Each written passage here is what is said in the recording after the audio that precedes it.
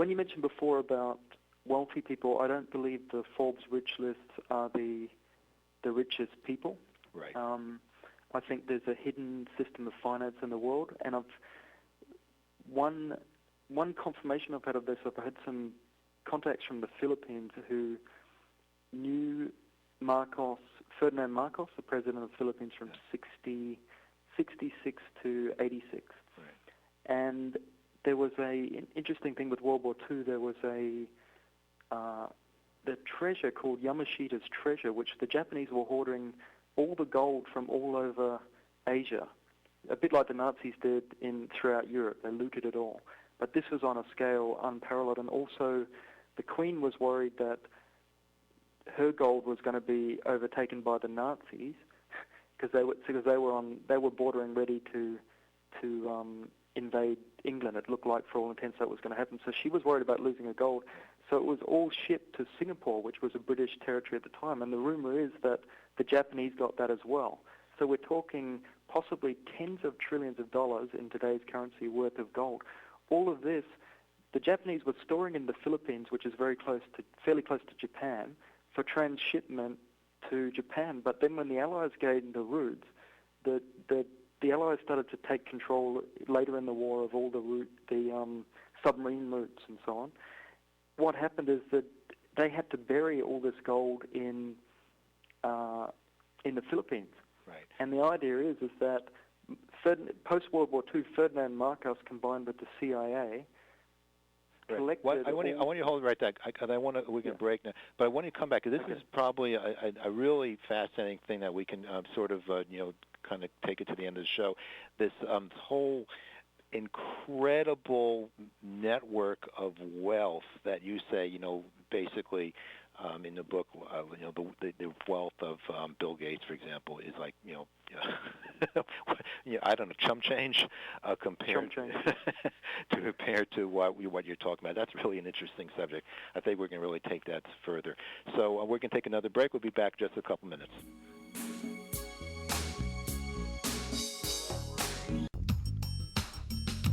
Thanks for joining us on Philosophic Perspectives on the Artist First Radio Network. Back to your host, Arthur Schwartz. Hi there. How are you doing? Hope you're enjoying the show.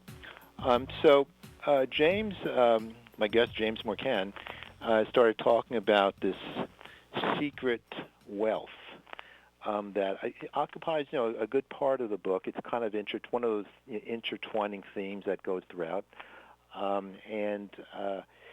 It's really fascinating. I must say, I didn't know too much about it. So I'd like James to kind of continue where he left off, and again, kind of state the magnitude of it, of what it is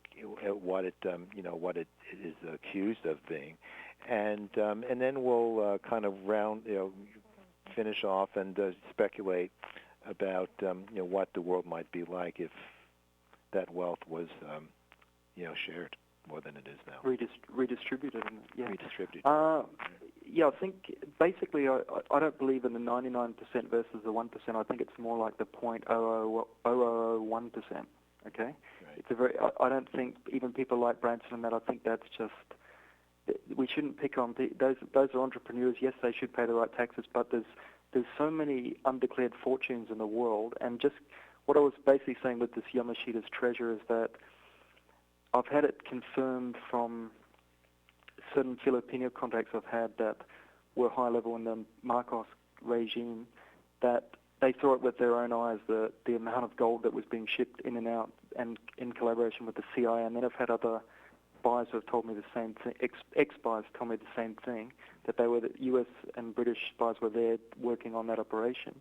So that's one confirmation that secret wealth exists. Now, the British tabloid presses also ran articles on the Queen saying that she's probably could be the wealthiest person in the world, because you've got fortunes going way back to the black nobility and the slave trade that Forbes has got no way of estimating how much the royals have, and they ain't saying. They've got bank accounts all over the world in offshore locales. They aren't saying, but some have even estimated the Queen as worth between 10 and 20 trillion, which would be 100 times more than and that's the Queen and the Windsors as well, I guess. But that's that. And then there's people like arms traders like Adnan Khashoggi or Victor Boot, Victor Boot was the inspiration for the movie Lord of War, starring Ethan Hawke and Nicolas Cage, and that showed him being just having almost infinite wealth and can buy any law he wants. Now